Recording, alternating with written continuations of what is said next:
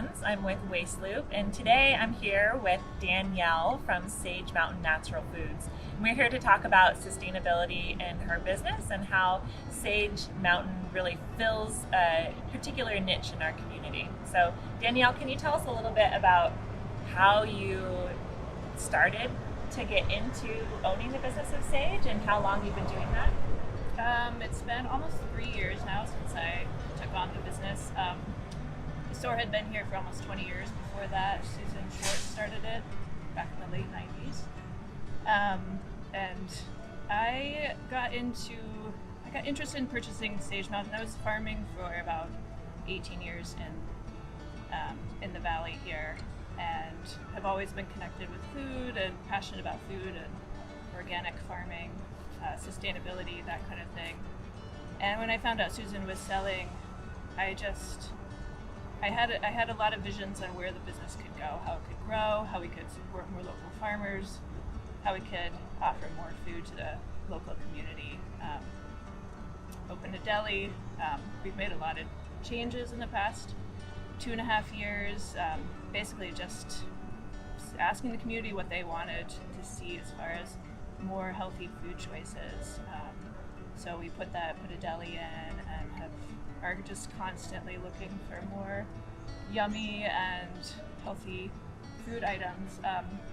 We've been buying from more and more local farmers over the years too, and as that produce part of our business has grown, it's amazing how much produce we've been able to move to customers from our local farmers, which, being from a farming background, makes me probably the most happy. Yeah, that's amazing.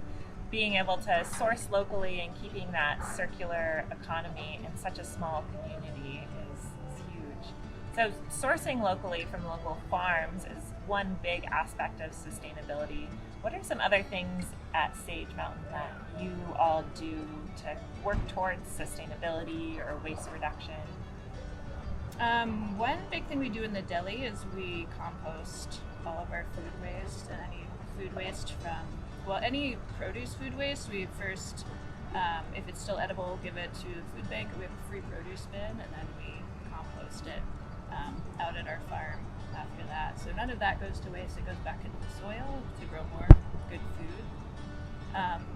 Another thing that I feel is very important, especially now as a lot of stores are closing their bulk sections because of COVID, we've kept our bulk section open just to cut down on one-time use containers and plastic containers. And we serve our customers out of that section, but we're really just trying our best to reduce packaging and container use and that sort of waste. Yeah, that's great. And I noticed that you are one of the only businesses in town that utilize the Leavenworth Recycling Center as well. How has that been, finding kind of outlets for things that you can't reuse in the store? It's been tricky. It takes a lot of work to deal with recycling and to bring it there. It's only open certain times, but luckily you guys got glass recycling happening again, which is huge. It felt horrible to throw away so much glass for that short period of time. That has been a huge resource for recycling most of our waste. Our biggest challenge right now is our deli containers. Because of COVID, it's hard to source containers anyway, and then just finding containers that will keep food fresh, but is either recycled. A lot of those containers you can compost them, but not unless you have a municipal composting facility, which we don't have yet. So that's been a challenge. We're still, working on that, trying to make that part of the business more sustainable. So as you have gone through these challenges and learned a lot of lessons along the way, I'm sure, do you have any recommendations for other local businesses that might be interested in thinking about this bigger picture of sustainability, and where would you recommend starting for them? Yeah, I mean, if they don't recycle, I feel like that's a great, easy spot to start with just setting up, recycling bins that are marked and easy for your employees to use. That's probably the easiest one. As far as recycling food waste, it is hard if you don't have a connection with the community to someone that has a farm or compost, but I think that's worth pursuing too, because there are a lot of people with gardens here. You could probably call any of the local farmers and they might be willing to take food waste as well. Yeah.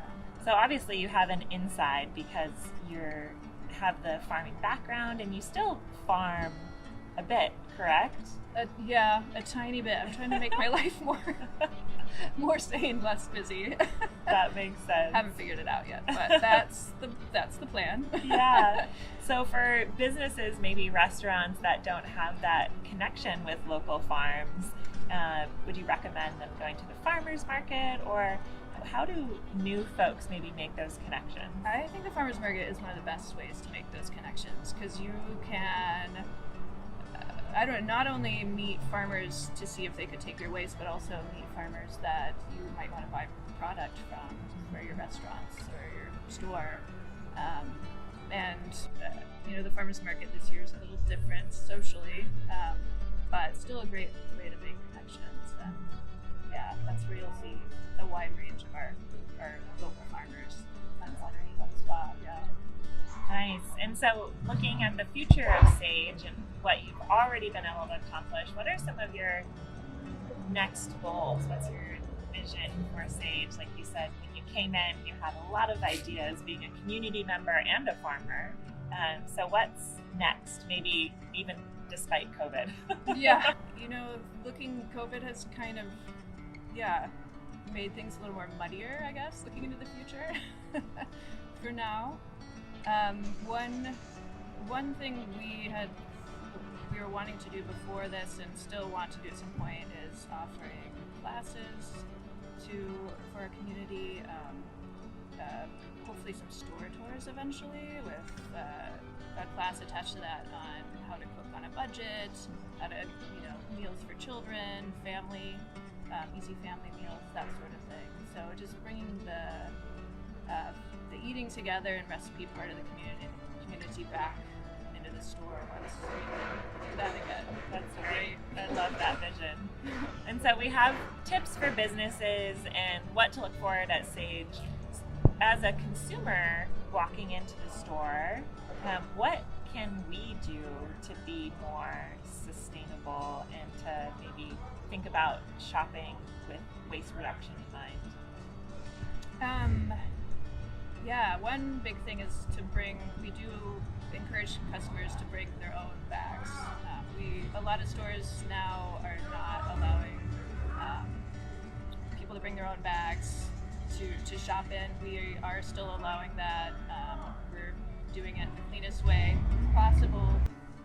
So we, as a business, since we're the size we are, we we take advantage of that to vet companies as best we can to only buy from companies that have good ethical practices, good sustainability practices, environmental practices, treat their workers well. So, and that starts with the local farms that we buy from, and also goes to the larger companies. We research them as much as possible. It's hard because things are constantly changing. Companies are being bought by other larger companies. But it's our mission to really only support companies that are making decisions that will create a healthier earth going forward. So as a customer, you can feel good about buying what we have here because we've already taken the time to look into those companies for you. It's such a huge. It's not just buying healthy food for you and your family, but it's also buying these products. It's making a choice to take care of the world environmentally, socially, and ethically. So it's a pretty great choice that people make and also enjoy it by eating yummy food. Yeah, great. Well, thanks so much, Danielle, for all the work that you put into Sage. It's really a community gem, and if folks don't use it already, hopefully they'll be inspired to, bringing their own bags and things to fill up their bulk. And I'm excited to go into the store, and maybe you can point out a few things that people can start with as they start shopping at Sage. Let's do it.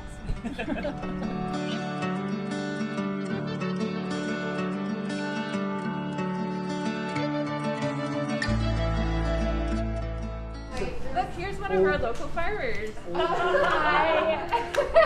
Just made a delivery, fresh produce. Welcome to our produce area. It looks like you have things to kind of get people started on their waste reduction already, with bags and these produce bags. I, for one, love them because they're breathable and you can put them right into your refrigerator. But this is great, and this has changed since you've owned it, correct? Yeah, this used to be all the health and beauty products actually, and I wanted to make more room for produce and real food. So, and you can see as you look around too, all these red tags are highlighting produce that we buy from local farms. So right now, through spring and fall, we really have a lot of local produce, which is great. The winter is a little more tricky. That's great. And it says which farm that each of them are from. So if you're interested in getting in touch with them, then maybe you could find them as well. Yes. Yeah. That's great. Yeah. Well, some of these farms are at the farmers market. Most of the fruit is from Chelan. We get it from Brownfield Orchard, which was the first to certify organic in the state back in the 80s, I think it was. Wow, Yeah. very cool.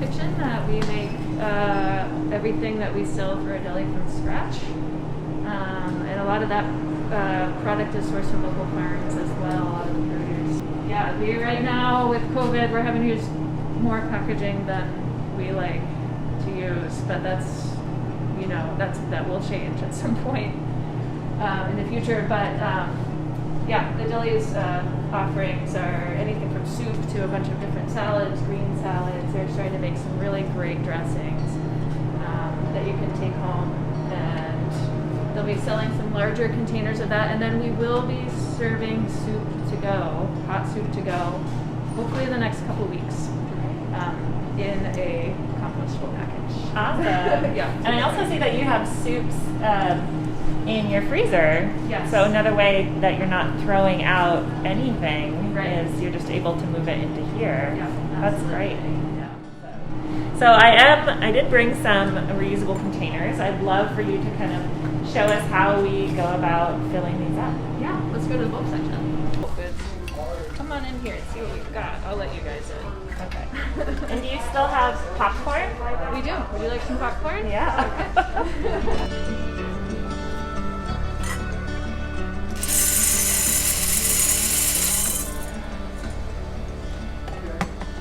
There you go. Awesome. Thanks, Danielle. Welcome. Let's see what else we've got hidden back here. We have olive oil and brown peanut butter, and also maple syrup, bulk maple syrup. One thing, Danielle, a lot of co-ops start as people buying bulk food together. If somebody were interested in buying a lot of bulk or going in on something like a huge bag of lentils, do you guys help facilitate that? Absolutely, especially going into winter. I think it's a great idea if you've got the space, a dry, cool space to store some bulk goods. You can buy rice, beans, lentils, popcorn, flour, anything we have in our bulk section and more in 25 to 50 pound size bags. You get a better price deal that way. We give you a deal on that. You get 15% off. And if you're a business, you actually get 25% off if you buy in bulk from us. Wow, awesome. Great way to save packaging. Yeah, that's huge. Great. Well, thanks for your time, Danielle, and I look forward to coming back and exploring all of your products here. Yeah, thanks for coming.